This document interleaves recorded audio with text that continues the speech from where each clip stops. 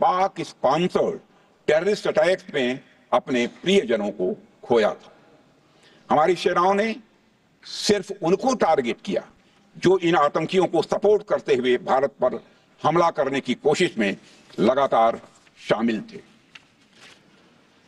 अध्यक्ष महोदय, ऑपरेशन सिंदूर का ओवरऑल पॉलिटिको मिलिट्री ऑब्जेक्टिव यह था कि आतंकवाद के रूप में प्रॉक्सी वार लड़ रहे पाकिस्तान को सजा दी जाए, और इसी वजह से आर्म फोर्सेस को पूरी आजादी दी गई थी कि वे अपने टारगेट खुद चुनें और करारा जवाब दें। और इस ऑपरेशन का उद्देश्य कोई भी युद्ध छेड़ना नहीं था, बल्कि फोर्स के डिमॉन्स्ट्रेटिव यूज से एडवर्सरी को झुकने के लिए मजबूर करना था।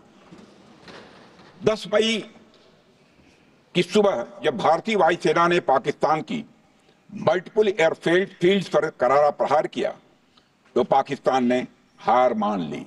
अध्यक्ष महोदय, और हॉस्टिलिटी रोकने की कोशिश की। अब रोक दीजिए महाराज। उन्होंने एक कोशिश की, हमारे डीएमओ से बात की, महाराज अब रोक दीजिए, बहुत हो गया। यह पेशकश इस कैबिनेट के साथ स्वीकार की गई थी। सुने, रुकिए तो रुकिए, बता दो अब बैठ तो आपको मौका मिलेगा। यह क्यों रुका, इसका पहले ही मैं पूरी तरह से वर्णन कर चुका हूं। अध्यक्ष महोदय, मैं नेता प्रतिपक्ष को बहुत सम्मान के साथ कहना चाहता हूं कि कृपया एक बार मेरा पूरा भाषण पूछ लें। आपको प्रश्न पूछने की पूरी आजादी है, आप पूछ सकते हैं, मैं उसका उत्तर दूंगा। अध्यक्ष महोदय, 10 मई की सुबह जब भारतीय वायुसेना ने पाकिस्तान की मल्टीपल एयरफील्ड्स पर करारा प्रहार किया तो पाकिस्तान ने हार मानी और हॉस्टिलिटी रोकने की उन्होंने पेशकश की। यह पेशकश इस कैबिनेट के साथ स्वीकार की गई हम लोगों के द्वारा कि यह ऑपरेशन केवल पाज किया गया है, स्थगित किया गया है। यह ऑपरेशन समाप्त नहीं हुआ है। अध्यक्ष महोदय, अगर पाकिस्तान की ओर से भविष्य में कोई भी मिस एडवेंचर हुआ तो यह ऑपरेशन, अध्यक्ष महोदय, मैं सदन को आश्वस्त करना चाहता हूं, दोबारा प्रारंभ हो।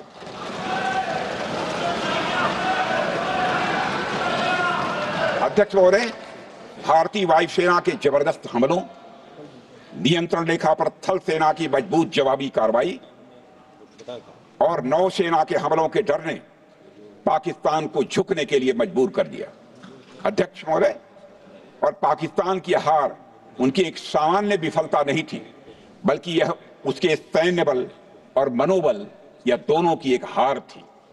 10 मई को पाकिस्तान के डीजीएमओ ने भारत के डीजीएमओ से संपर्क किया और सैन्य कार्रवाइयों को रोकने की अपील की। मैं सदन में यह बात फिर से दोहराना चाहूंगा कि पाकिस्तान के डीजीएमओ ने भारत के डीजीएमओ से संपर्क किया और सैन्य कार्रवाइयों को रोकने की अपील की। 12 मई को दोनों देशों के डीजीएमओ के बीच औपचारिक संवाद हुआ और दोनों पक्षों ने सैन्य कार्रवाइयों पर विराम लगाने का निर्णय लिया। अध्यक्ष महोदय, हमारे सैनिकों का जो मनोबल, मातृभूमि की रक्षा करने का जो उनका समर्पण है, ऑपरेशन सिंदूर के दौरान उसका दर्शन 140 करोड़ से अधिक भारतवासियों ने देखा। मुझे खुद भी और प्रधानमंत्री जी को सीमावर्ती क्षेत्रों में जाकर हमारे जवानों से मुलाकात का अवसर मिला है। अध्यक्ष महोदय, श्रीनगर के मिलिट्री बेस पर, भुज के एयरबेस पर, उधमपुर के कमांड सेंटर पर, हर जगह प्रत्यक्ष मैंने अपनी आंखों से देखा कि हमारे सैनिकों का मनोबल अपनी पूरी बुलंदी पर था। उनकी आंखों में विश्वास है और उनका संकल्प अडिग है। वे न केवल भारत की सीमाओं की रक्षा कर रहे हैं, बल्कि हमारे राष्ट्रीय स्वाभिमान की भी, अध्यक्ष महोदय, रक्षा कर रहे हैं। अध्यक्ष महोदय, किसी भी देश में जनता सत्ता पक्ष को और विपक्ष को अलग अलग दायित्व सौंपती है, दोनों को अलग अलग दायित्व, और हेल्दी डेमोक्रेसी में तो स्वाभाविक है। सत्ता पक्ष का काम होता है जनता के हितों को ध्यान में रखते हुए कार्य करना, और विपक्ष का काम होता है सरकार से जनता के मुद्दों से संबंधित जरूरी प्रश्न पूछना।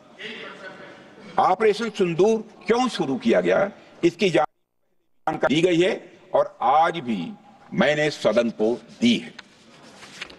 अध्यक्ष महोदय, कभी कभी हमारे प्रतिपक्ष के लोग ये पूछते रहे हैं कि हमारे कितने विमान गिरे। मुझे लगता है उनका यह प्रश्न हमारी राष्ट्रीय जनभावनाओं का सही से प्रतिनिधित्व नहीं कर रहा है। मुझे लगता है उन्होंने एक बार भी हमसे यह नहीं पूछा कि हमारी सेनाओं ने दुश्मन के कितने विमान मार गिराए।